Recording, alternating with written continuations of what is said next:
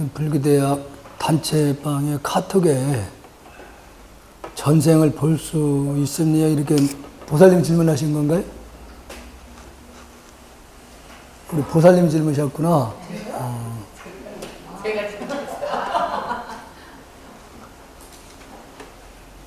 아마 많이 궁금하실 부분들이에요. 예, 특히 이제 불교 공부를 하면서 전생 얘기를 자꾸 이제 하다 보면은, 그럼 난 전생이 뭐였을까? 궁금하신 부분 다 궁금할 겁니다. 그 부분에 대해서는. 근데 그 부분에 대해서 이제 부처님께서는 간단하게 말씀했어요. 전생을 알고자 하면은 지금 내가 하는 행동이 그 전생의 행동의 이 연속성이라는 얘기지. 그러니까 지금 하는 우리 행동들이 다음 생에 또 이어질 것이다. 이렇게 이제 말씀을 해줬는데, 간혹 전생을 얘기를 하는 분들이 없잖아 있어요. 그 전에 영홍 스님이라고 개인적으로 참 보기 드문 도인 스님이었는데, 그 스님이 이제 전생 얘기를 저한테 하시더라고요. 그래서 제가 전생에 그 얘기를 하는데, 전생에 내가 왕을 했다고 그러더라고. 왕노를 좀 했는데 쫓겨났다 얼마 안 돼서. 그래서 그게 참 궁금했었어요. 그 부분이. 그래서 이제 내 스스로는 전생을 그때 당시에 이제 볼 수 없는 상황이었었고, 근데 그 스님은 전생의 얘기를 쭉 하는데, 전생에 왕 노릇 하다가, 그게 신라 때 얘기하는 거예요. 신라 때. 신라 때에 그때 당시에 밀려나면서 도망간 것이 절로 도망갔다는 거예요. 아니, 그게 제가 그 상담을 해서 보니까 맞더라고요.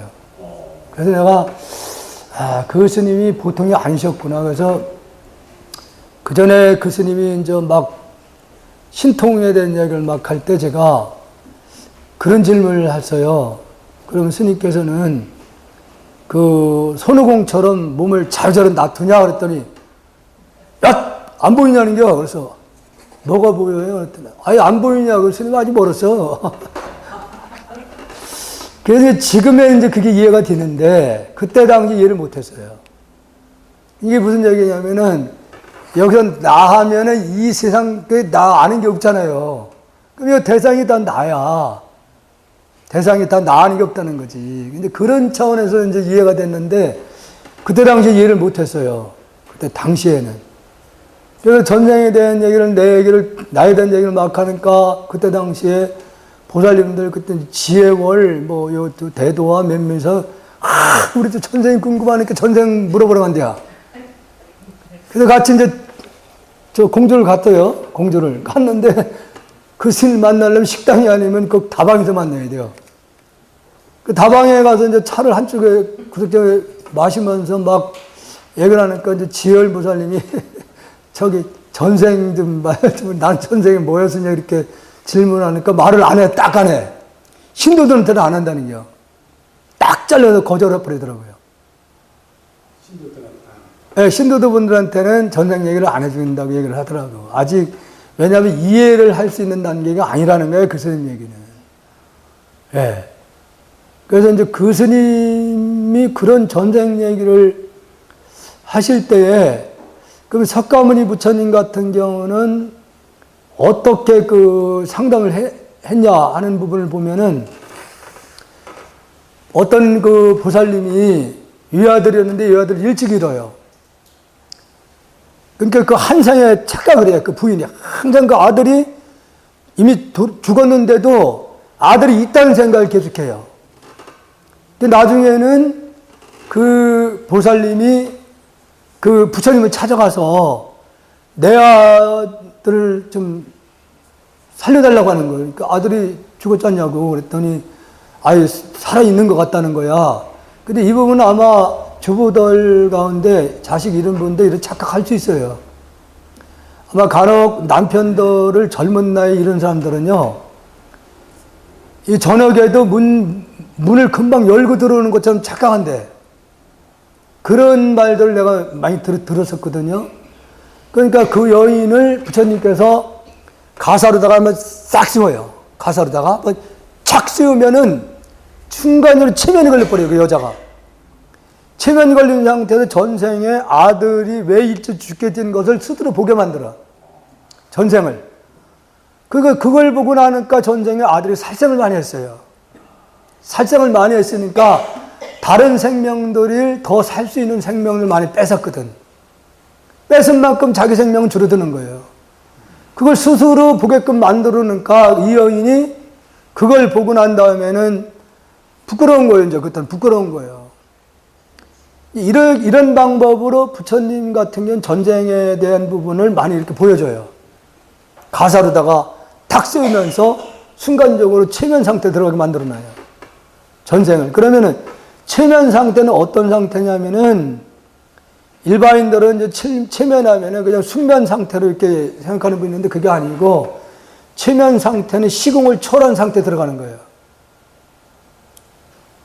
시공을 초월해서. 그러니까 생각 이전의 자리까지 딱 들어가 있는 상태야. 그러면 여기에는 거리가 없어요. 거리가 없는 거야, 여기서는. 왜냐하면 마음, 진여, 바탕자는 물질이 아니기 때문에 여기서는 거리가 없어. 물질이 아닌 세계니까. 방금 반야신경에서 이 공한 모습에는 더러운 거, 깨끗한 것도 없고, 늘어나고 줄어든 거 없다고 얘기를 하잖아요. 그러니까 시공을 초월한 그 상태로 들어가서 보면은 거기서 의식을 일으키면 무언가를 아무리 거리가 멀다 하더라도 우리 의식적으로 거기다만 딱 지명을 하면은 거기에 대한 걸 다 볼 수가 있어요. 그래서 보통 일반적으로 본인 스스로 전생에 내가 뭐였을까를 궁금해하지 말고 내가 금생에 나는 생고기를 좋아한다. 회를 좋아한다. 이건 반드시 전생에 육식동물로다 살았던 수비나무에서 그래. 생고기 먹었던 그 습관이 있어가지고 그래. 그러면 고기를 싫어하고 풀만 좋아한다는 이런 사람들은 초식동물이었어요. 초식동물. 순하지, 대체적으로. 본인이 쓸까를 알거든.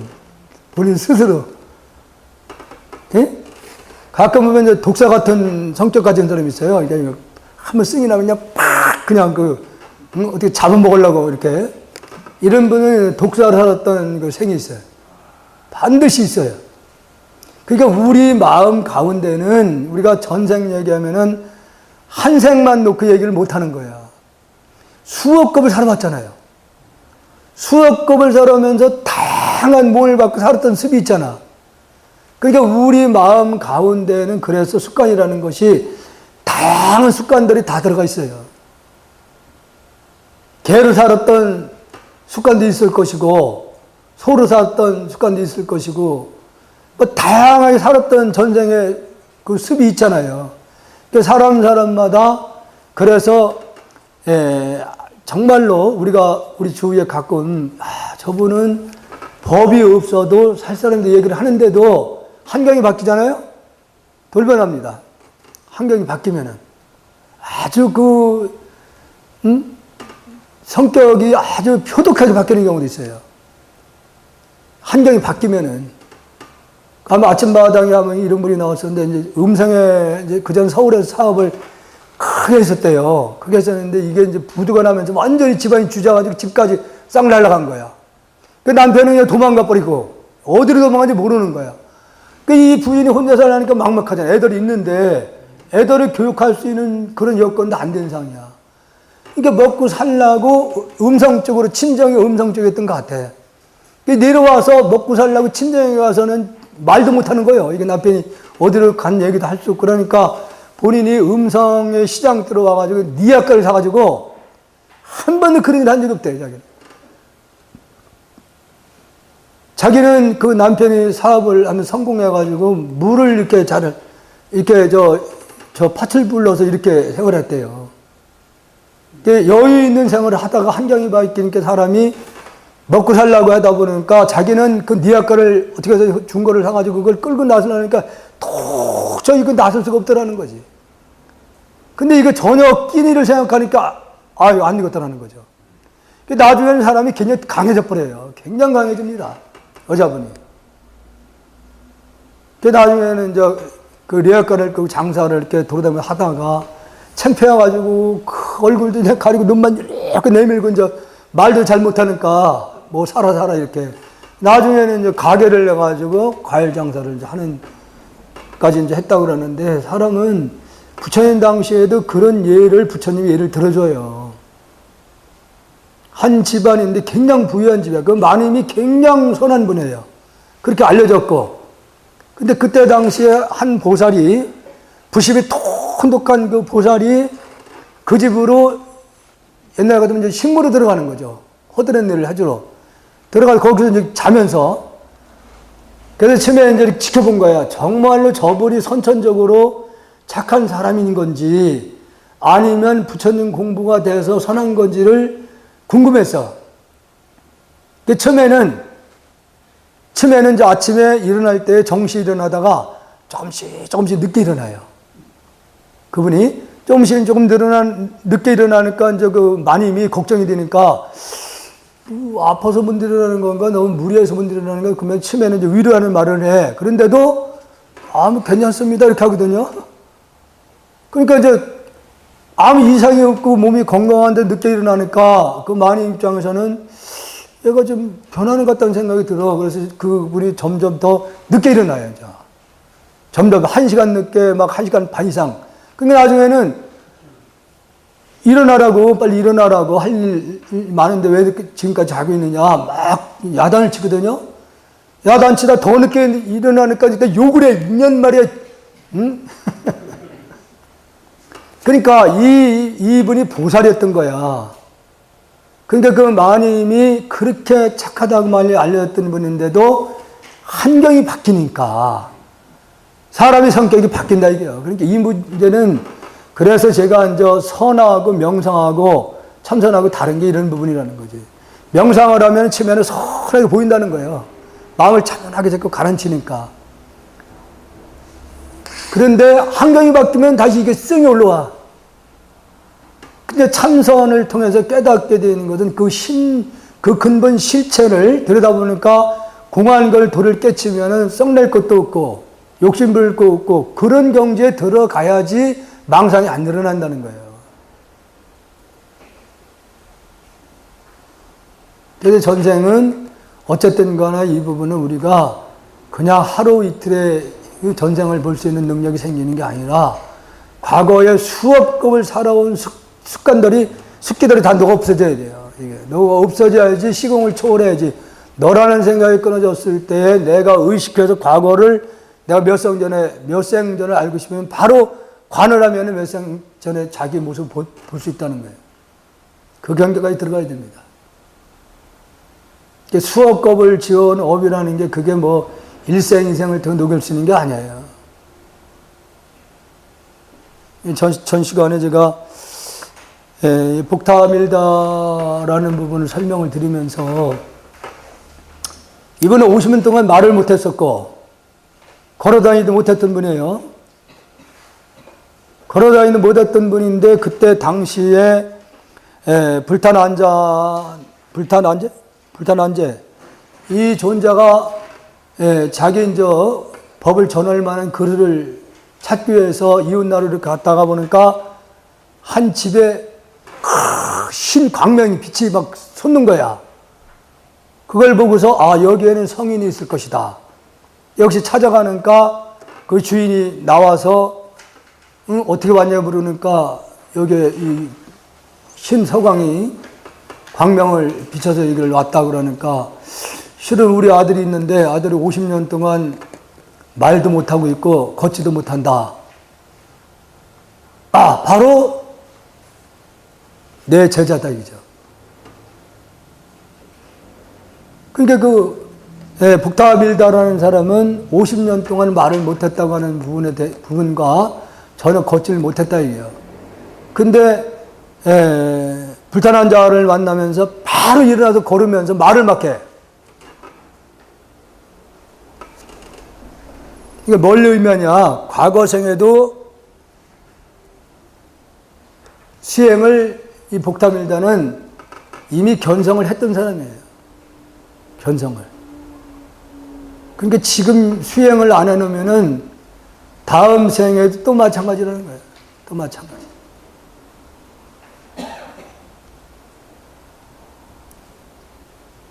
그래서 제가 여러 번 저는 개인적으로 어쨌든 수행자로서 여러분들에게 내가 아는 만큼 내가 여러분들에게 일러줄 수 있는 부분을 다 일러주고 있는 건데 다른 건 없어요.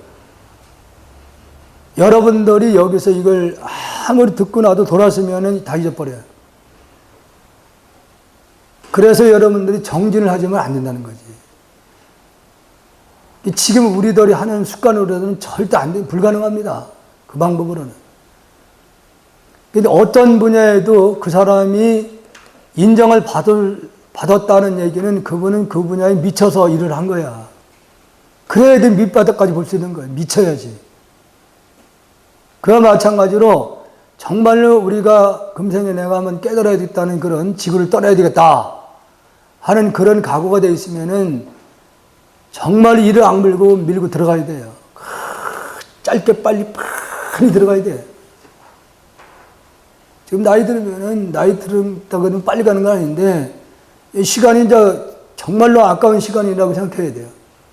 1초 1초가.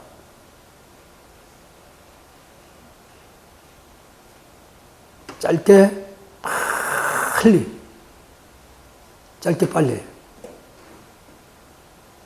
그렇게 해야지 우리가 때 장소 의식하지 않고도 할 수 있단 말이에요. 그렇게 습관을 들여야 돼. 이거 자꾸 앉아서 하는 것만 수행을 생각하는 사람은 어디 가도 앉아서만 하게 돼요. 그렇게 하면 안 되는 거예요. 그렇게 하면 어려움도 없어요. 속으로 하는 습관을 들여서 짧게 빨리 하는 습관 들이면은 얼마든지 할 수가 있다는 거지. 걸어다니면서. 남이 뭐 저놈이 뭐 하는지도 모르겠고 해야 돼요. 아, 나 수행한다. 그렇게 앉아서 흉내내고. 그 어른도 없어요. 그렇게 해서. 보여주기 식으로 해서는 절대 안 됩니다. 부처님 그 10대 제자 가운데 부처님 아들이 있었잖아요. 이름 아셔요? 그 라울라라는 그 제자는 부처님의 아들이었지만은 나중에 그 속을 많이 썩여요, 부처님을. 그러니까 어린 나이에 그 출가를 했기 때문에 이게 사찰의 그 전통, 지금 음식이 하루 한 끼만 먹는 거잖아요. 그러니까 어린 아이가 그걸 견뎌내지 못해. 한 끼 먹고는 어린 나이니까. 사리불 제자로 단저 사리불이 제자를 삼은 건데, 근데 이걸 견뎌내지 못하는 거야.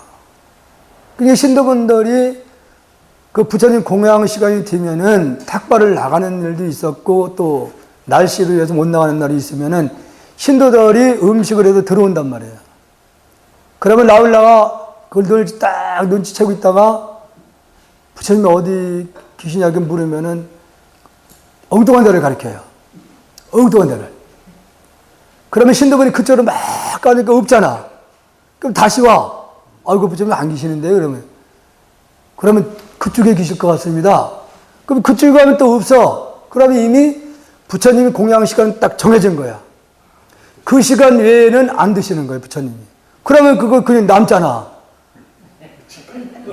그러면 그때 그 라울라가 그걸 챙기는 거야. 이걸 나중에 이제 그 부처님이 이제 아시게 돼요. 예, 아시게 돼서 라울라를 아들을 부르지. 아들을 불러가지고서 세수에 그 물 좀 떠가지고 오너라. 물을 떠가지고 와서 그 스승에 대한 기본적인 예가 뭐냐면은 맨발로 다니시니까 보통 방사에 들어갈 때는 발을 씻겨주는 게 그게 제자들이 스승을 모시는 예야, 기본적으로. 그러니까 그 라울라가 아버지 부처님 발을 깨끗이 씻어주니까 물이 더럽잖아. 그러니까 너 이거 마실 수 있냐? 그러니까 더러워서 못 마십니다. 네 마음도 그렇게 더러워졌다. 네 마음도 그렇게 더러워졌다, 이게요. 그러니까 부처님께서 그 대야를 발길에다 빵 쳐요. 빵 차니까 이게 띠그러져 찌그러지잖아요. 그러니까 그 라울라가 그릇이 찌그러졌습니다. 너도 네 마음도 그렇게 찌그러졌다 이게. 그 일로 이 라울라가 이를 악물습니다. 이를 악물어서 정말로 누구한테 의식하지 않고 묵묵히 수행만 해요. 이 라울라가. 그래서 밀행 제일이라고 이제 나중에 불려져요. 자기가 하는 행을 누구한테도 절대로 알리지도 않고, 어느 때는 사립을 이렇게 데리고 가다가 부처님 아들이라는 게 소문이 났잖아요. 소문이 나니까 다른 종교가 다른 놈들이 새똥이 인도는 막 길에 늘어졌잖아요. 막 널려있잖아. 새똥을 떠가지고서 그걸 딱 사립을 라울라 밖으로 갖다 딱 주거든요. 그러니까 라울라가 승질이 나가지고 얼굴이 팍 찌푸러지거든요. 그것도 그 이유라는 걸 참아냈대요. 그걸. 어떤 경우에는 모래를 갖다가 바리떼에다 버놓기도 하고. 그때 당시에도 이게 다른 외도들이, 다른 종교인들이 그렇게 신랄 때가 부처님 아들이라는 것을 듣고 괜히 시기질투를 많이 한 게 나와요. 그런 부분들이. 그래도 라울라는 그 어린 나이에도 묵묵히 그걸 다 극복을 합니다. 수행이라는 건 이게 너무 편해도 그 수행을 더 각오를 다짐을 못해요. 자꾸 하면서도 힘든 일이 자꾸 와야 돼요. 힘든 일이. 그래야지 그런 힘든 일을 극복을 해야지, 뛰어넘어야지 공부가 단계가 올라가지. 이거 뭐 누가 또 좀 시선들이 하면은 그 삐쳐가지고서 그 하던 것도 포기해버립니다. 그래 무슨 근기가 돼요. 그런 마음 자세는 못합니다. 저도 뒤돌아보면 아찔했던 데가 많았어요. 내가 뒤돌아보면은. 저희 스님도 성질이 굉장히 급하신 분이거든. 그냥 수계식 같은 거 할 때나 아니면 절에 오면은 조금만 내가 미흡하게 하면은 그냥 정말로 막 거북한 말을 막 퍼부제끼거든. 그러면 내가 이게 떠나야지. 왜 내가 여기 집착하는가. 근데 그럴 때마다 내가 더 각오를 다짐했어요. 반드시 내가 눈을 떠야 된다. 반드시. 바로 청하스님하고 같이 찍은 사진을 내 방에 걸렸었거든.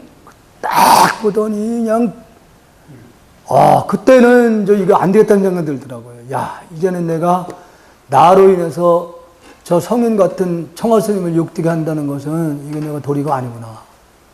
그때 그래서 그때 진짜 악물었습니다.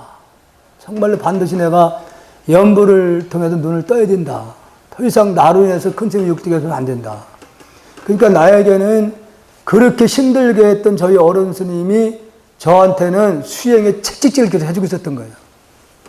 나중에 그게 굉장히 고맙다는 생각이 들더라고요. 그렇게 안 했으면 내가 일을 악물었어요. 그냥 편한 대로 했겠지. 주위에 그러니까 옛날에는 스님들이, 도인들이 많이 나왔던 환경이 이게 배고팠잖아요, 첫째. 배고팠잖아. 배고프니까 아침 같은 경우에는 젊은 스님들 죽을 끓여가지고 줬단 말이에요. 죽 끓여 먹고 나무에로 올라가야 돼요, 나무에로. 죽 먹고 어떻게 나무를 해. 근데 도를 좀 공부가 많이 되신 어른들은 가만히 지금 공부하면서 시자들이 있어가 다 해주잖아요, 시자들. 그게 굉장히 부러운 거야. 야, 그러면 나도 빨리 깨쳐야 된다, 이게. 깨쳐야 된다. 산에 나무를 하면서도, 낯질 하면서도 그렇게 한 생각을 놓지 않았다는 거예요. 그래서 아까도 우리 원심 고사님한테 선종무문강이라는 걸 초파일날 BBS 방송국에 그걸 틀어줬어요. 잠시 내가 그걸 보면서 지금 이 직지에 나와 있는 일부 내용들을 상당히 인용을 많이 했더라고. 그래서 이제 그 자료를 어떻게 좀 구해서 여기서 좀 그걸 좀 방영을 좀 이렇게 해주려고 생각을 하는데 아직 못 구했다고 이제 그래서 전번에도 그랬고 오늘도 그랬고. 그러니까 여러분들이 그렇게 생각하셔야 돼요. 수행하는 데는 우리도 이렇게 살아가면서 그런 말을 많이 듣잖아요. 좋은 일에는 마가 많이 낀다. 좋은 일에는 항상. 이제 그것을 잘 극복을 하면은 공부가 되는 거고, 그런 환경에서 조금 누가 좀 싫은 일을 했다고 해서 그걸 못 이겨내면은 그 사람들은 더 이상 단계를 못 뛰어 올라갑니다. 그러니까 여러분들이 수행을 하는데 물러섬이 없이 가야 돼요. 그래서 금생에 여러분들이 얼마나 공부를 많이 했냐에 따라서 다음 생에 그 수행의 힘을 가지고 어머니 태중에 들어가서 나오잖아요. 어머님을 전혀 고통을 주지 않고 태어납니다. 스스로 여러분, 내가 태어날 때 어머니가 힘들었다고 하는 분, 칼된 사람들, 예? 없어요? 여기 어머니 덩치 큰 사람들은 좀 어머니 힘들게 하는 사람도 있지. 원심은 뭐 어머니 힘 안 들었다고 그래요? 예전에 시절도 다 컸습니다. 예? 옛날에 했어요. 아, 그래요? 전혀 이것은 태어나면서부터 어머니를 고통 주는 사람들은 전생에 이미 와서 약간 그 성격이, 그 업이 제 무거운 업을 가지고 있는 사람들이에요. 무거운 업을. 그래서 사람이, 여러분들도 아마, 특히 우리 보살님들도 아마 그런 걸 느낄 수 있어요. 내가 태어나면서부터 집안이 이렇게 좀 흥한 분이 있고, 내가 태어나면서부터 집안이 이렇게 안 좋고, 부부 사이가 안 좋아진 사람도 있어요. 예? 분명히 있습니다. 이것이 금생에 도끼를 품고 많이 사는 사람들은 다음에 태어날 때 나 때문에 집안 꼴도 안 되고, 이 사람은 어디를 가도 계모임에도 그 사람 때문에 한대요. 계모임에도. 동창회에도 가서 이 사람만 나타나면 깨져. 시집을 간다. 아, 이 사람 가면서부터 집안이 망가집니다. 독을 품고 있기 때문에. 그러니까 옛날에는 여기까지 생각을 못하고 결혼을 할 때도 매년 좋은 태기를 그래서 보는 거야, 그게. 특히 옛날에는 여자가 들어오잖아요. 시댁 쪽으로 들어오는 경우가 있잖아. 그 좋은 은혜 들어오는 그것을 옛날에는 많이 꺼렸습니다. 좋은 은혜 받아들이려고. 그런 것을 봤던 거야. 근데 사실은 이미 그 사람이 좋은 날짜를 받아서 해더라도 독을 가지고 있는 사람이 오면은 그 사람 때문에 안 돼. 안 됩니다. 그래서 우리는 내가 가는 곳마다 나로 인해서 좋은 일이 많이 생겨야 되잖아. 좋은 일이 나로 인해서. 그러기 위해서는 과거 생에 아까 전생 수억 급을 통해서 지어오는 업은 우리는 알 수 없지만은 그 업은 누가 대신 절대로 소멸시키지도 않아요. 내가 지어놓은 것이기 때문에 내 스스로 그것을 밝혀야 돼. 절대로 남이 해주는 법은 없어요. 부모 자식 간에도 자식의 업을 부모가 대신 절대로 못 받아줍니다.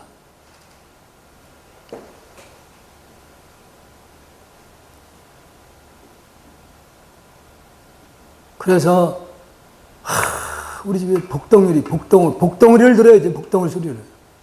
예?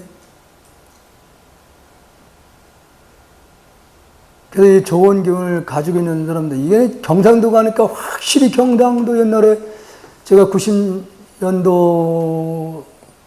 경상도에서 이렇게 있을 때 보면은 참 경상도 분들이 워낙 경상도 지역에 큰 스님들 많이 계셨기 때문에 일반 가정에 절에 안 나가는 분들도 스님들에 대한 그 이해가 굉장히 좋게 받아들이더라고요. 지나가도 불러드려요. 물 한 그래도 드시고 가라고 그래. 그러면 그 보살님들 입장에서는 수행을 많이 하신 스님들이 집안을 한번 이렇게 밟고 지나간다고 생각하는 거예요. 이렇게. 예? 털을 눌러준다고 이렇게 생각을 해요. 지금은 이제 완전히 이제 변했지. 지금 뭐 스님이 아니라 땡초. 예. 뭐 스님들에 대한 그 지금은 뭐 그 신뢰도가 많이 떨어져 있는 상태예요, 지금. 그래서 이제 그런 기운을 좋은 에너지를 많이 가지고 있는 분들은 집안에서 딱 태어난 순간부터 분명히 뭔가 달라요. 보통 사람하고는 다릅니다. 그러니까 여러분들 지구가 못 떠날 거, 금생이 못 떠날 것 같으면은 금생이 열심히 수행해서 좋은 에너지를 많이 만들어 가야 돼요. 누가 해주는 건 절대 아닙니다. 이제 우리는 길만지기 일러 주는 거고, 하고 안 하는 건 내 책임 절대 아닙니다. 자, 오늘 39쪽 복탐일다. 제9조 복탐일다 존자는 교화하러 나섰 때가 중인도에 이르렀다. 그러니까 이 복탐일다는 인가를 받기 전에 수행을 전혀 금생에는 안 했던 사람이에요. 전혀 안 했어. 그러니까 과거생 수행을 많이 했었다는 얘기입니다.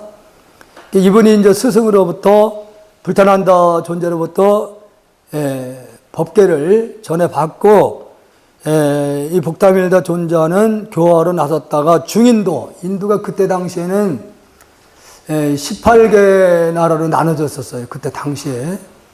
그러니까 중간쯤 되는 인도, 중인도에 이렇다. 그곳에 샹계라는 장자가, 장사를 해서 돈을 많이 버는 분, 장자가 아들을 데리고 찾아와 절을 올린 뒤 이렇게 말하였다. 이 아이는 지 어미 태 속에서 60년이나 있었으므로 난생이라 부릅니다. 이제 스님을 뵙게 되었으니 출가시켜 주십시오. 이게 도저히 이치가 안 맞는 말이 60년 동안 입에 한갑돼서 나왔어요, 이 사람은. 어머니 태조에 60년 동안 있었대요. 예? 한갑돼 나온 겨. 그러니까 이런 부분들이 이게 불가사한 일인데, 이게 종교에서만 이런 말들이 만들어집니다. 종교에서만. 뭐 기독교에서 독생자로 태어났다 예수가, 말도 안 되는 소리지. 예수님 같은 경우에는 약혼 한 사람이 있었거든. 근데 독생자로 태어났다고 우겨요. 근데 지금 이 직지에도 그런 내용들이 나올 겁니다, 또. 그러니까 이분도 어머니, 부인이 임신인 상태에서 60년 동안은 어머니 뱃속에서 나오지 않았다, 이게요. 그 어머니 뱃속에서 늙고 있었던 거예요. 돌을 갖고 있었는지는 모르겠지만은. 보겠습니다. 이제 스님을 뵙게 되었으니 그 아들을 이 아들을 좀 출가시켜 주십시오. 이에 복탐일다 존자는 곧바로 난생의 머리를 깎고, 어렵게 태어났다라고 난생이라는 이름을 붙인 거예요. 어려울 난자. 구죽계를 받게 하였다. 이게 보통 출가하는 과정이 3회계를 먼저 이렇게 축발을 하고, 그리고 이제 보통 한 몇 년 지나서 구죽계를 받게 되는데, 바로 이 복탐일다가 구죽계를 이 난생한테 이제 수하게 됐는데, 갈말을 할 때, 이제 그 개를 막 이렇게 설하는 거예요. 구죽계를 설할 때 막 설하는데, 구죽계를 개울이 이제 200 몇 가지가 있어. 그걸 쭉 한 개목까지 이렇게 설명을 쭉 하는 과정에서 상소로운 빛이 그 자리를 밝히더니 37과의 사리가 나타났다. 이때부터 난생은 필요한 줄을 모르고 부지런히 정진하였다.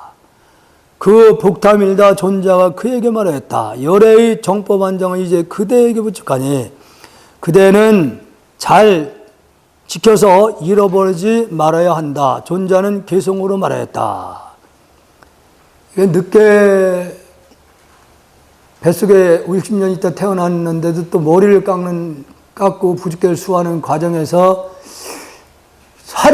서릴리가 나왔다고 하니까, 이 사리 신앙에 대해서는 우리나라보다는, 지금 우리나라 같은 경우도 법화경을 사경하신 분들 사리가 굉장히 많이 출현하고 있어요, 지금도.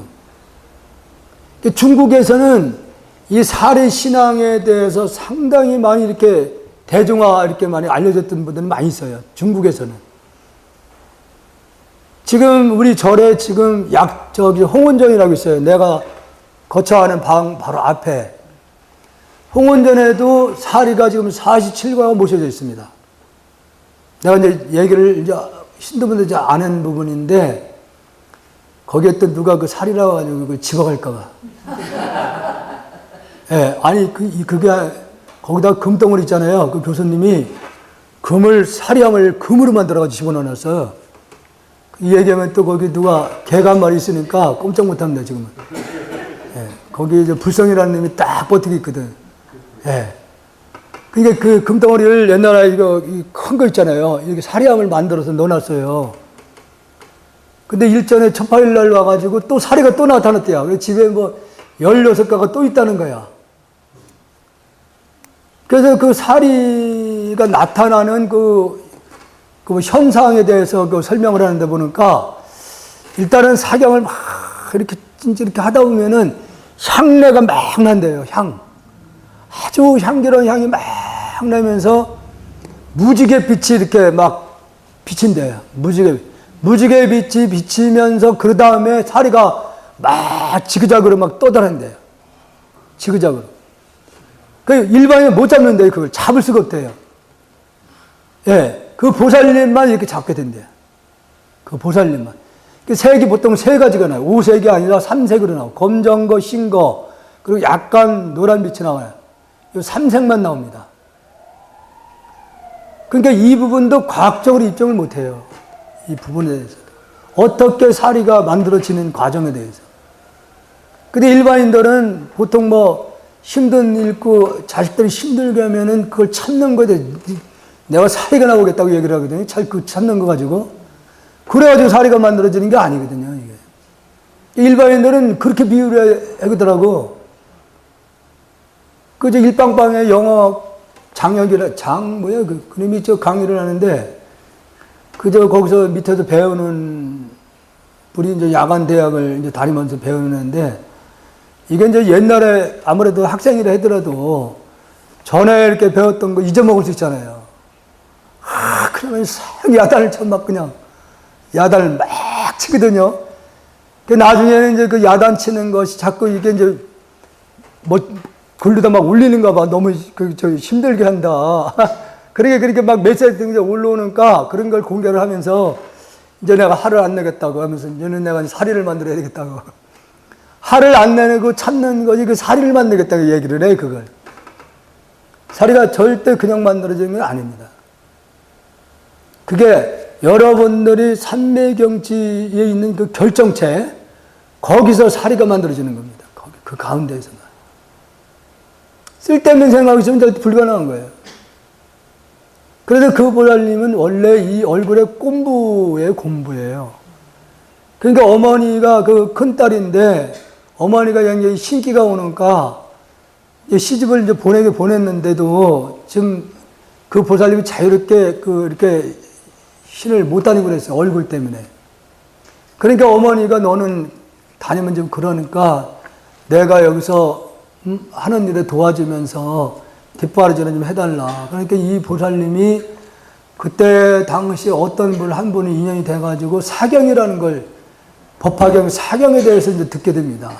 그때부터 목욕재배를 하고 이제 계속 그것만 집중한 거예요. 집중을.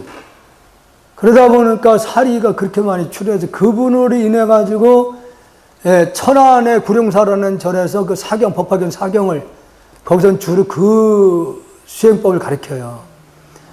그러다 보니까 거기서 인연된 분들 연결이 돼 가지고 사리가 나온 분들 꽤 많더라고요. 사리가. 그래서 그 사리신앙이 이제 중국에서 많이 사리신앙이 성행한 적이 있어요. 근데 이제 우리나라의 선종사에서는 그 사리에 대해서 무시해버려요, 그냥. 무시를 해버립니다. 사리라 얘기를 하면은 몸의 결정체라 얘기를 하면 이 삼라만장이다, 사리다, 이렇게 얘기해, 선사들이. 근데 사리가 그냥 절대로 만들어지는 건 아니라는 얘기입니다. 그러니까 이분도 머리를 깎아 놓고 비구개를 이렇게 설하는 과정에서 사리가 뚝뚝뚝 막 떨어져 나온 거야.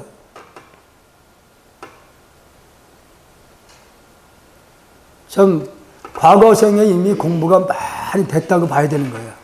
과거 생에. 그래서 법을 복담일다가 이분에게 법을 전해주면서 개송으로다가 이제 말하는 부분인데, 진리는 본래 이름이 없는데, 그래서 진리는 그 진리 그 실상 자체는 모양이 아니니까, 모양이 없기 때문에 그 자리는 문자나 언어로 표현할 수 없기 때문에 여기서 진리는 본래 이름이 없다 이렇게 얘기를 하는 거예요. 이름을 붙이면 그렇죠. 이걸 그래서 이 부분을 놓고서 유물을 떠났다고 표현하고도 양변을 떠났다고 이렇게 얘기를 하고, 이 부분은 언어 도단이다 이렇게 얘기를 하는 거예요. 이 부분이 진리라고 이렇게 얘기를 하는 거예요. 이름으로 인하여 진리를 나타난다. 이름을 부득이 그것을 표현한다고 그러면 이름이 없는데 부득이 진리라고 한다. 이름이 그렇다 이게요. 이 자리를 놓고 법이다, 부처다, 선이다, 공이다, 온갖 이름을 다 붙여놓은 거예요. 본래 이름은 없는 겁니다. 그러니까 전번에 그 불교대학 단체 카톡에서 그 108번리에 대해서 누가 한 번이 띄웠더라고요. 어디서 들은 거야. 들었는데 그 본문은 우리 스님이 하시는 말씀 같아, 내가 볼 때는. 저희 스님이. 저희 스님이 내가 없으면 천지가 없다. 이런 말을 자꾸 하실 때마다 제가 조금 거북해요. 나는 영원불멸이에요. 내가 있든 없든 나는 항상 이 우주에 충만해 있는 겁니다. 충만해 있기 때문에 내가 나라고 하면 망상이 나야. 그 본래는 지금 여기서 진리에서는 본래 참나는 이름을 붙일 수 없다고 얘기를 했잖아요. 그럼 여기서 나라고 하면 뭘 얘기하는 거예요? 이 육신을 얘기하는 거죠. 육신이 없든 본래 나는 항상 우주에 충만해 있는 겁니다. 그렇다고 이 나를, 우리가 보통 일반적으로 나를 생각하는 이 몸뚱아리도 없어지는 게 아니에요. 그건 아셔야 돼요. 왜냐하면은 물질과 그 마음은 색불 이공이라고 다르지 않다고 그랬잖아요. 물질과 그 공은 다르지 않다고 그랬잖아요. 왜 이게 다르지 않은 거냐면은 물질이라는 것도 없어지는 게 아니에요. 화장했다고 없어지는 게 아니라 다른 모습으로 바뀔 뿐이야. 다른 모습으로 바뀌어가는 거지 그 자체가 없어지는 게 아니에요. 이거 현대물리학에서 에너지 보존 법칙으로 이렇게 얘기를 하는 거예요. 그래서 계속 다른 모습으로 바뀌어가는 거예요. 절대 없어지는 게 아닙니다. 그러니까 육신과 물질과 마음은 둘이 아니고 하나로 얘기를 했기 때문에 다르지 않다고 했기 때문에 마음 본래 바탕자리고 물질이 아니기 때문에 태어나고 죽는 것도 없는 거 아니에요. 그러면 물질도 다르지 않다고 했으니까 물질 역시도 없어지는 게 아니라 다른 모습으로 바뀌어가는 거예요. 이 육신은 화장을 하면 어떻게 없어지는 거예요? 수분은 불을 갖다 들이대니까 수분은 수증기로서 하루에 없어지겠죠. 없어진 게 아니에요. 수증기로 이 공간에 다시 다른 모습으로 바뀌어간 거예요. 그리고 이 육신이나 뼈 같은 건 뭐가 된 거예요? 재로 바뀌었습니다. 재로 바뀐 거예요, 그냥. 바뀐 거지 없어진 건 절대 아니라는 거예요.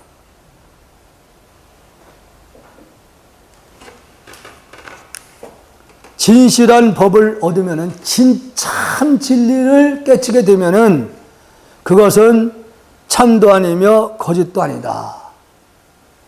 그 진리 그 당체는 참이라고 해도 무엇이 참이라고 그러면은 대답할 수 없는 거예요. 그럼 뭐가 거짓이냐 이렇게 물어도 그 진리 당체에서 보면은 어떤 것이 거짓이라고 할 수 있는 것도 없다는 얘기예요. 그러니까 여러분이 어렵게 생각하지 말고 그냥 공이다, 마음이다 놓고 딱 보는 거야, 하나로.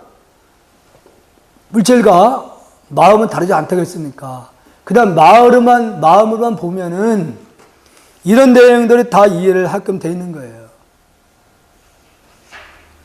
물질이 아니니까 그것을 어떤 이름을 붙일 수 없기 때문에 참도 아니고 거짓도 아니다. 맞잖아요. 존자는 난생에게 법을 부축한 뒤에 이내 멸진산매에 들었다. 아예 찌꺼기도 하나도 남기지 않고 그냥 사라졌다 이게요. 찌꺼기. 우리는 그냥 화장하면은 살이 사실 태우고 나면 껍데기 재만 남는 거예요, 재. 또 소중히 막 이렇게 모시려고 하는 걸 보면서 생전에 찐 그 마음을 좀 잘 모셨어야지. 그거 다 타고 없어진 그 껍데기 저거 뭐 아무리 잘 모신다고 하니 무슨 효용이 있어요? 아무 쓸데없는 겁니다. 그 진성이라는 사람이 그래도 그 사람은 이제 불자라고 이제 말로는 하고 있으니까 아팠을 때도 아버지 산소를 이렇게 찾아간대요, 자기는. 지금 어려운 일이 있으면 무조건 아버지 산소에 가서 절을 하고서 가만히 있으면은 아버지가 답을 해준다는 거야. 그 진성이라는 사람이. 그 외 처음에 진성이 그 노래가 히트친 노래가 있었죠. 안동역 전에.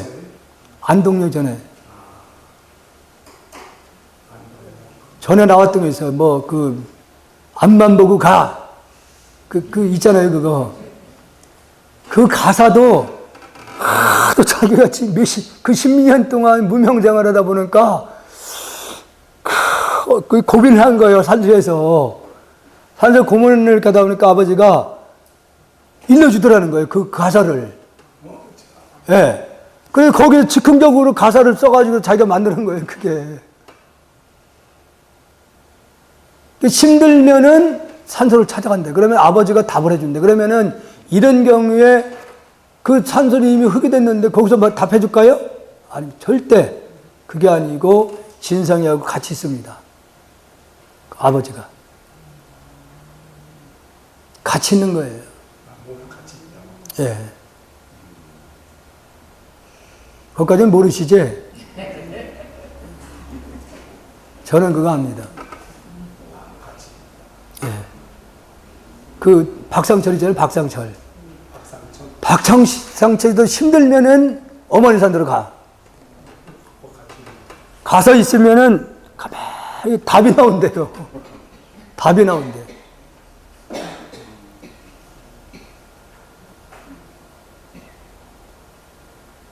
그렇다고 해가지고, 그러니까 박상철 씨나 그 진성이라는 분도 무명생활 하면서 그 아버지가, 이름이 하면 텔레비 나오는 걸 보고 싶다고. 내가 그래 죽어야 된다고.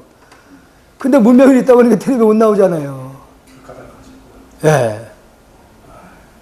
그러다 보니까 아버지가 얼마나 그 아들에 집착을 했겠어요. 그 집착한 걸로 해서 돌아가신 다음에도 아들하고 같이 있는 거예요. 같이 있습니다. 이게 박상철 씨도 마찬가지예요. 자기도 가수가 되기 전에 미용사 일을 하다가 선천적으로 노래를 좋아하니까. 그래가지고 서울로 올라가지고 미용실 하면서 돈을 좀 버는 걸 가지고서 서울에 와서 업자를 찾아가가지고 사기를 당한 거예요, 처음에는. 예, 사기를 당해가지고 다시 고민을 굉장히 했어요, 이 사람이. 고민을 하고 어머니가 아들을 절에 와서 그 아들을 하는데 차라리 내가 머리를 깎아야 되겠다. 머리 깎으려고 마음을 먹었어요. 그러다가 전국노래장에 나간 거예요. 전국노래자랑 나가서 최우수상을 받으면서 이 사람이 이제 확 300위로 바뀐 거지. 어머니가 이제 히트친 상황에서 이제 돌아가셨는데도 박상철 씨는 자기가 무명 때 사기 당하고 그때 어머니가 시골에 아주 강원도 아주 꼴짝이 외딴 집에서 살았대요. 그러니까 아들이 성공을 하는 걸 보고 죽어야 했다는 말을 했는데 성공을 했어요. 그런 상황인데 그 어머니가 항상 절에 가서 박상철을 위해서 그렇게 하는 모습들이 항상 눈에 선한 거예요. 오직 자기를 위해서만. 그러니까 어머니 역시 박상철과 같이 있는 겁니다. 문제는 뭐가 문제냐면은 그 어머니나 아버지가 어떻게 돌아가시냐에 따라서 그 영향을 받아요. 영향을 그대로 받아요. 여러분들 지금 내가 방금 설명한 거 이해하면은 이거 다 이해되는 부분들이에요. 하나이니까. 예? 그러니까 여러분들이 일체 모든 것이 공이다 얘기를 했잖아요. 그럼 아버지도 돌아가셨지만 그 마음 바탕자리는 없어지는 게 아니거든요. 그럼 아버지 자체는 계속 파동을 일으켜요.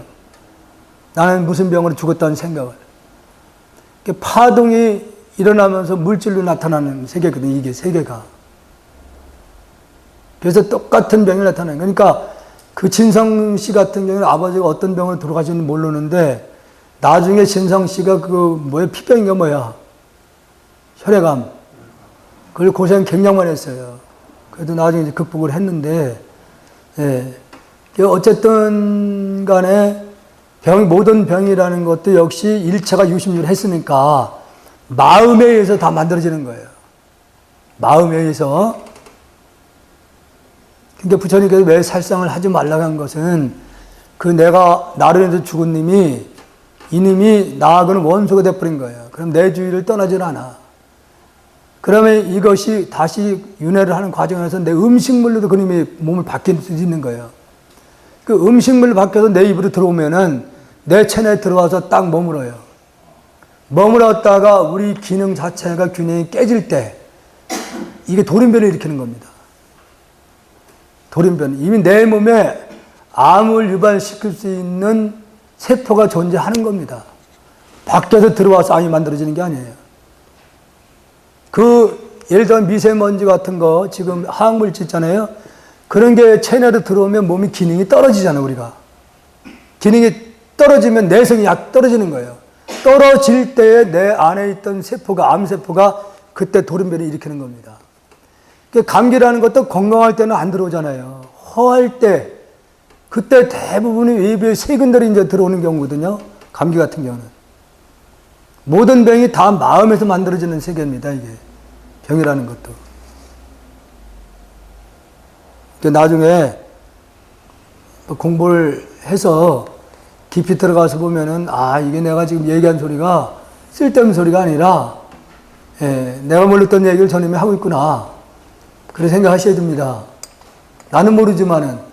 나는 저거 안 믿어. 이러지만 안 돼요. 내가 경험을 못했을 뿐이지, 상대 쪽에서 말하는 것은, 그냥 무조건 나는 안 믿는다. 이렇게 해서는 안 된다는 거지. 다음은 이제 협존자. 제10조 협존자가 태어날 적에 존자의 아버지는 신코끼리 한 마리를 끔해 보았는데, 그러면은 이 협존자도 이미 신코끼리를 타고 태몽으로 들어갔다 이게요. 그러면 이 사람도 협존자라는데 예사하는 사람이 아니에요. 신코끼리는 전번에 설명드렸었죠. 뭘 상징해요?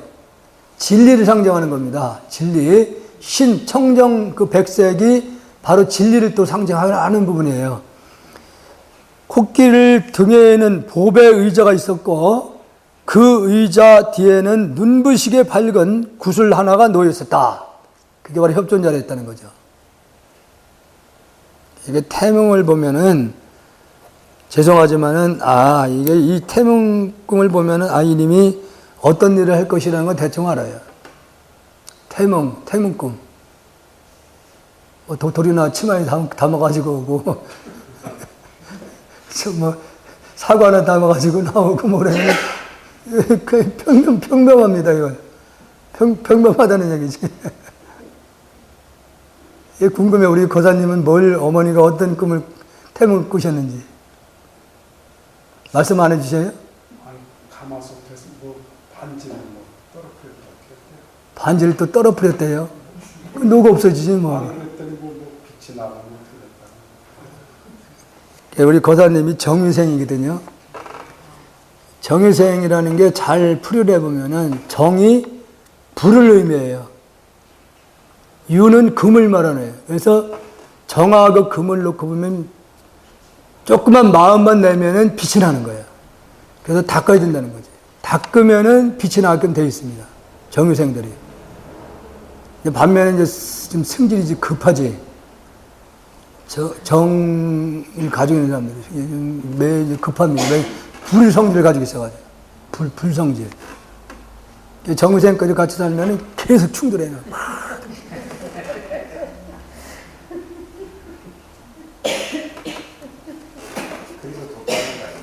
예? 잘하시는 거예요, 지금. 이제 다음에는 태어나실 때 이제 어머님이 지금 여기처럼 이제 구슬을 어머님이 이제 끔을 끄게 되지. 태문금을.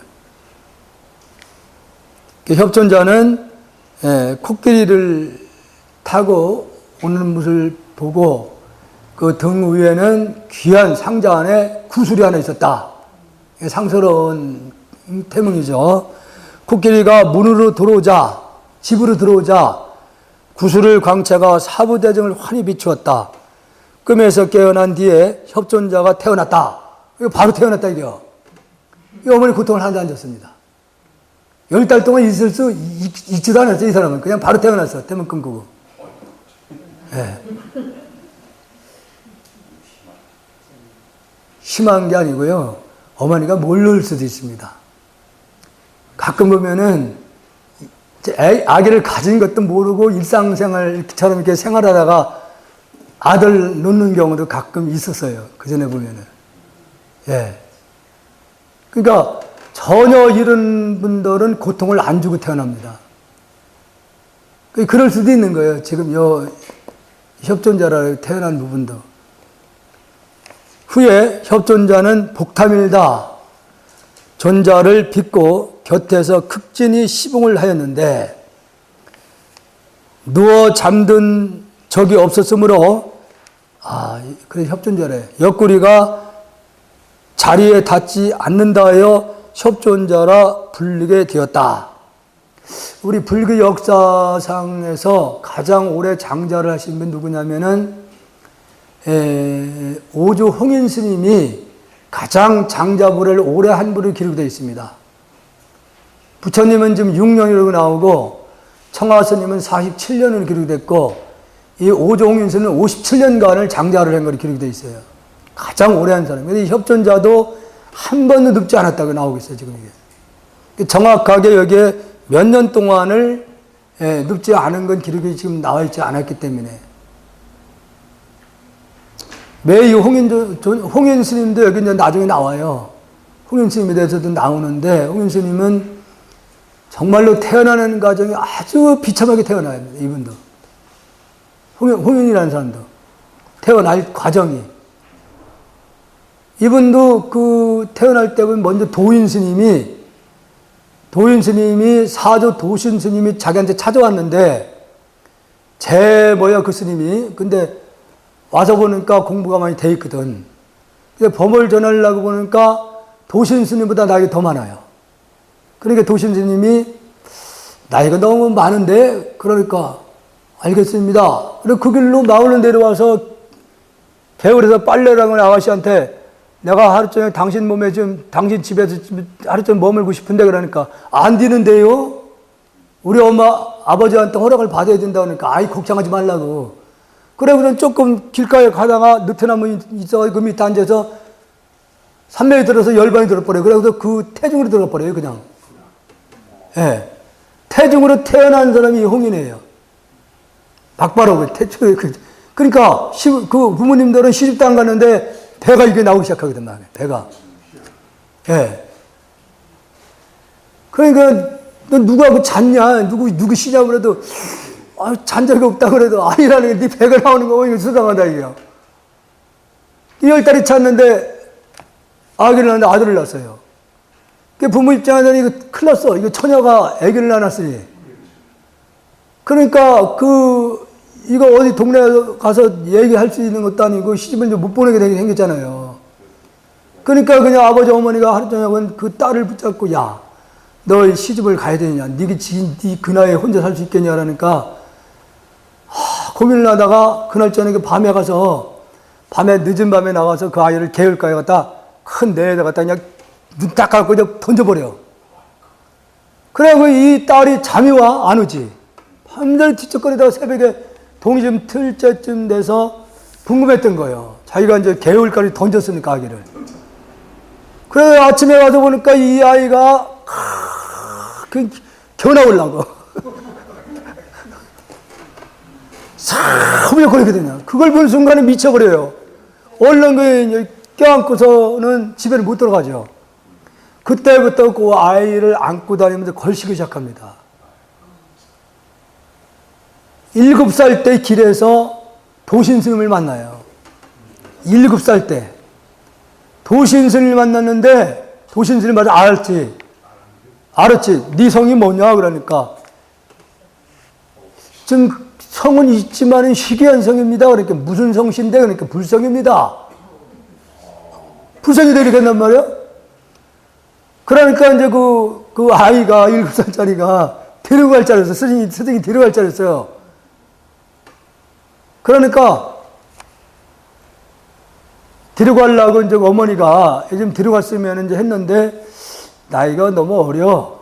그 말 툭 던지니까 언제는 나이 많다고 하더니 이제 나이가 또 적다고 하는구만. 그런단 말이에요. 그 어머니가 그 길로 12살까지 아이를 계속 데려다니 키웁니다. 그때 당시에 이제 홍인 스님이 큰 대형 뷔페를 열어요. 청중들이 엄청나게 몰려 들어왔죠. 거기를 이제 12살짜리가 아침을 먹고서 이제 어머니와 같이 중국의 그 법당하고 중국은 법당과 금당으로 딱 나눠졌어요. 금당에는 부처님 모신다고 금당이라고, 법당은 법을 설하는 공간을 법당이라고 그래요. 그래서 중국에 가면은 그 금당, 부처님 모셔져 있는 데는 그냥 맨바닥이야, 땅바닥이야. 우리만의 큰 절을 못하게 돼 있어요. 근데 거기는 법당에는 이렇게 일반 이런 광장으로, 강당식으로 돼 있습니다. 강당식으로. 거기서 그 홍인 스님이 법당에 올라가서 법문을 막 하는데 그 12살짜리가 설사를 쫙 해. 어우, 시원하다. 그러니까 주위에 냄새를 하니까 이 신성 얼굴에서 냄새를 지운다 그러니까 그 12살짜리가 더럽게 깨끗한 게 어디 있냐고. 대중들 향해서 말이야. 더럽고 깨끗한 게 어디 있냐고 한마디 딱 던지니까 홍인 스님이 딱 그 아이를 그 도신 스님이 거기서 바로 이제 12살 정도 됐으니까 받아들여요. 여기 뒤에 나올 겁니다. 이 내용이 지금 얘기한 내용들이.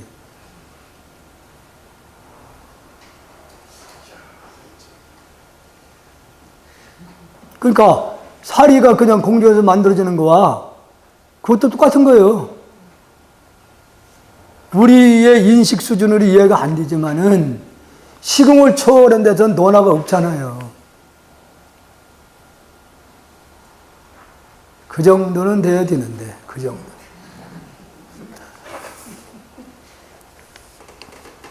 협존자는 하시국으로 교화로 들어갔다가 나무 아래에서 쉬고 있었다. 아마 이제 교화를 하러 이제 다니다가 일본이 인도가 좀 덥잖아요. 한 10몇 년 전에 조계종의 이제 그 큰 어른 스님들이 부처님이 생전에 지금 맨발로 걸어 다녔던 데를 체험을 하기 위해서 갔어. 그때 24번인가 갔었대요. 가서 부처님이 생전에 이렇게 맨발로 걸어 다닐 때를 걸어봤대요. 한 5km 정도만. 근데 발바닥이 이게 뜨거워가지고 1km도 못 갔대요.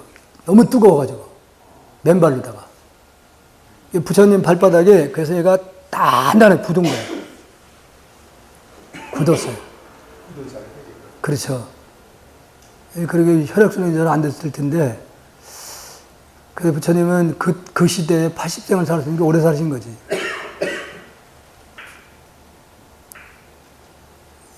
참, 이 협존자도 그 더운 날씨에 이제 아마 나무 그늘 안에서 이렇게 쉬고 있는데, 한 장자의 아들이 분하야사라는 사람이 다가와 합장을 하고 존자 옆에 섰다. 협존자가 물었다. 그대는 어디에서 왔는가? 이 질문 자체가 그대는 어디에서 왔는가라는 자체가 설문답입니다, 이게. 근기를 점검해보는 거예요, 이런 것들이. 그러니까 분하야사가 답하였다. 제 마음은 가지 않았습니다. 이미 봐서 시공을 초월한 경지에서 답을 하고 답을 하는 거죠. 질문하고 답이 오고 가는 거예요. 이게 바로 스승이 그 제자를 볼 때 근기를 보는 거예요. 아, 내가 이런 질문하면은 그 상대가 근기가 스승하면은 어떤 답을 할 거라는 걸 알죠. 그러니까 어디서 왔느냐 이렇게 물으니까 분하야사가 나는 본래는 가지 않았습니다. 오지도 않았고 가지도 않았다. 그래서 부처님 오신 날 부처님이 왔습니까? 안 왔습니까? 예? 온 적도 없고 간 적도 없어요. 정확하게 이걸 아셔야 돼요. 그러니까 석가모니 부처님이 오신 날이라고 표기를 지금 한 부분은 이게 석가탄신이라고 이렇게 하잖아요. 석가탄신이라고 하니까 일반인들이 이게 석가, 예수탄신일 이러니까 부처님을 존대어가 아니잖아요, 이게. 그래서 성수 스님이 야, 이거 안 되겠다. 부처님 오신 날로 표기를 하자. 이게 정각회 국회의원들한테 가서 법문을 이제 하러 다녔어요. 그때 당 성수 스님이 국회의원들 정각회. 그러니까 거기서 강력히 주장을 하는 거야. 그러니까 그때 당시에는 정각회 불자수가 많았었거든요. 그걸 밀어붙여가지고서 부처님 오신 날로 했는데 KBS 외들 캐스터 날씨 부처님 말을 처음에 안 끄네 이 사람들이. 작년서부터 이게 부처님 오신 날 바꿨는데 안 끄네요 이거 처음에 캐스터들이. 부처님이라고 이 부처님용으로 안 써. 그냥 이렇게 날 이렇게 하더라고. 그러니까 이게 부처님자가 들어가면 종경어가 되잖아요. 그러니까 석가 탓이 나면은 그냥만 쓸 수 있는데 부처님 오신 날로 만들어 놓으니까 안 쓰더라고 처음에는. 그래서 그날 내가 유심히 지켜봤어요. 그 하루 전날 토요일 날 이렇게 지켜보니까 저녁 때에 그 기성캐스터 한 사람이 부처님 오신 날로 표기를 싹 쓰더라고. 그러면서 이제 아나운서들도 부처님 오신 날로 쓰기 시작하더라고.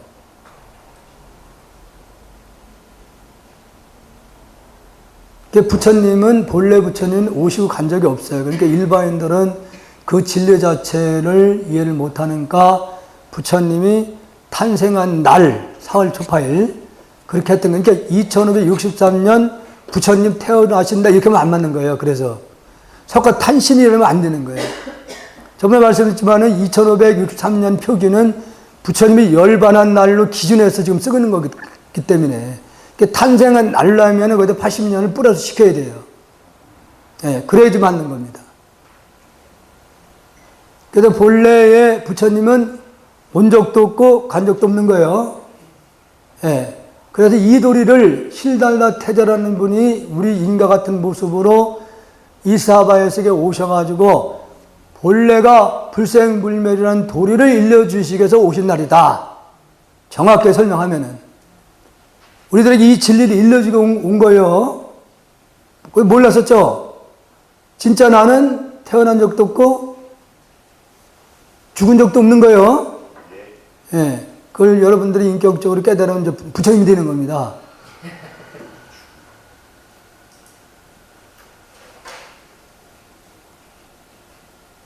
제 마음은 가지 않았습니다. 그때는 어디에 살고 있는가? 그대는 어디에 살고 있느냐 이렇게 물은 거죠.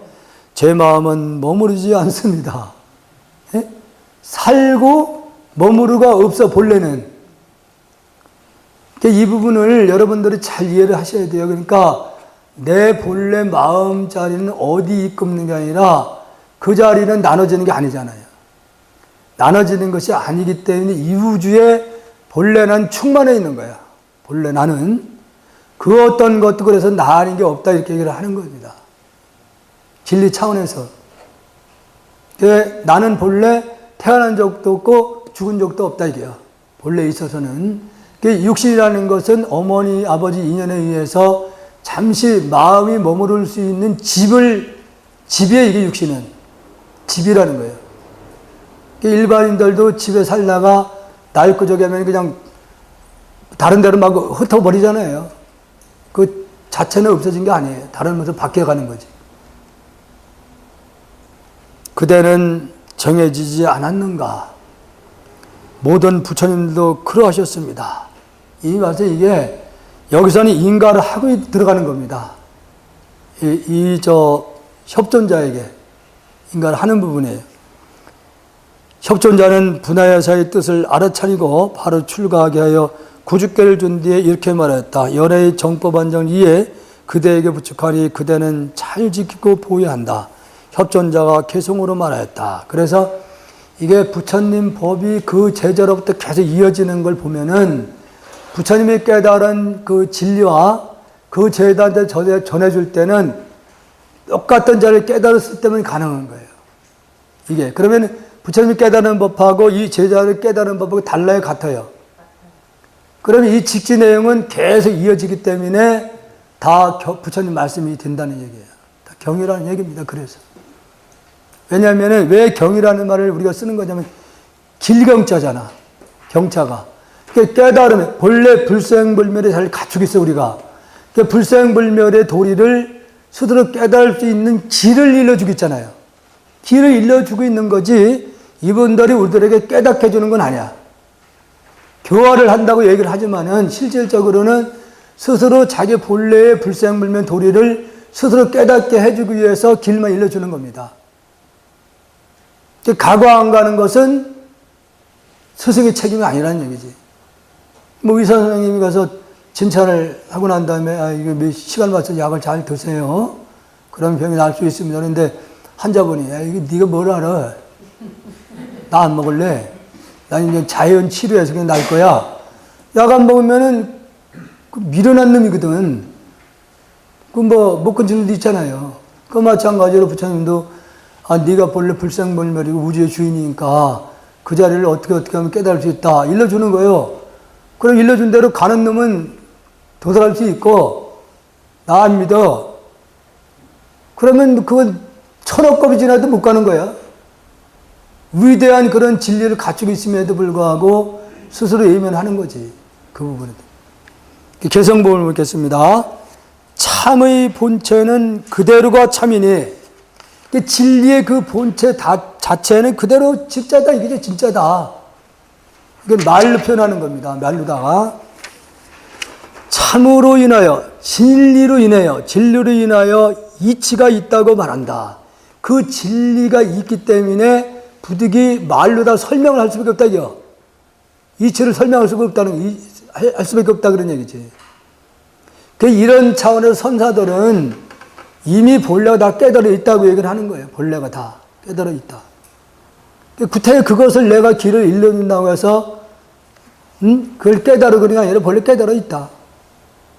그리고 이런 차원에서 부처님이 49년 동안 말씀하시고 나는 한 중생도 제도한 적이 없다고 얘기를 하는 거예요. 그래서 본래 다 그 진리 자체가 갇혀 있으니까.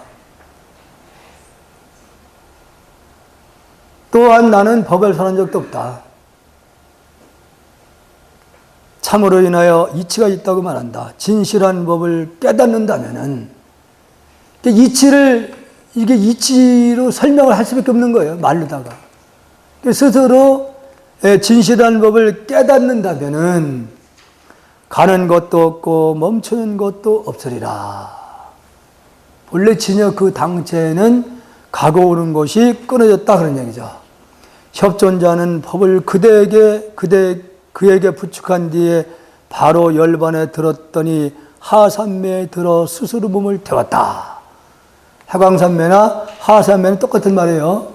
궁중으로 계속 꽂혀 올라가지고 몸에서 한 태양의 온도가 몇 도라고 그래요? 7천만 도? 공중에 서쳐 올라가서 7천만 도 온도를 몸에서 불을 딱 일으켜. 순식간에 이게 불에 돼버리는 거예요. 몸이 태워 없어지는 거예요. 그러고 살이만 뚝뚝뚝뚝 떨어지는 거지. 살이만. 얼마나 신기해요. 그러면 뭐 그 제자분들 손을 장례 보실 것도 없어.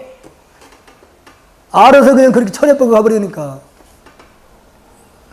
여러분들은 그렇게 갈 수 있으면 얼마나 좋아요. 이들이 알면 울지 말라고 그래요. 야, 내가 간다고 울지 말아라. 밥도 먹는 거 아니니까 그 음식도 떠날 거 없다. 걱정하지 말아, 내가 알아서 간다. 그러고 가셔야지.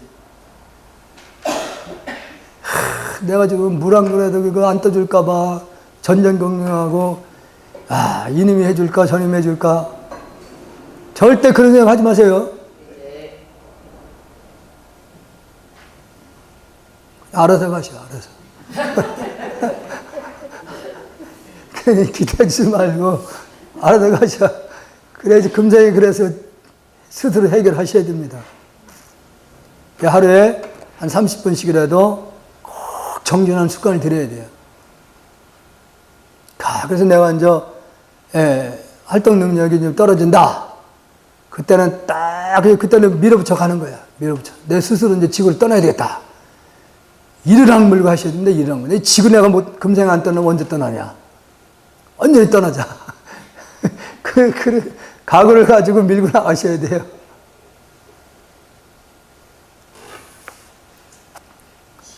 시간이 됐습니다. 여기까지 하겠습니다. 질문 있어요?